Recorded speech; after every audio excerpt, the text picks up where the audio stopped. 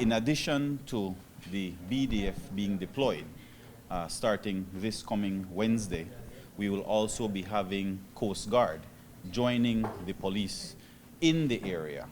It is a very critical time, as you could have seen over the last few weeks. A young 2-year-old was shot, a 10-year-old was shot, and all of these stemming from an escalation in gang violence, primarily between two groups, but there are associates of one of the gangs that are also involved in this feud. And so it is absolutely critical that adjustments were made. The GI3, like you mentioned, will be placed in the Martins area. The SPU will be in charge of other parts of the city.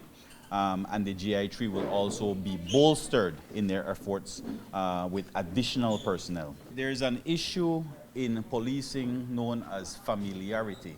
Whether it is that they're siding or whether it is familiarity, the fact remains that there is a perception that there might be some sort of bias towards one or the other. And when that happens, it certainly creates some sort of tension, whether that's the reality or not.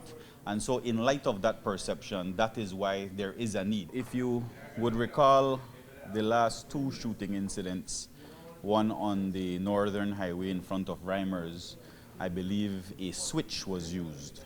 And then when you look at the one at Majestic Alley, a .223 rifle was used, and not just used in inflicting fatal injuries to one individual, harming a 2-year-old, and thereafter firing upon a police officer.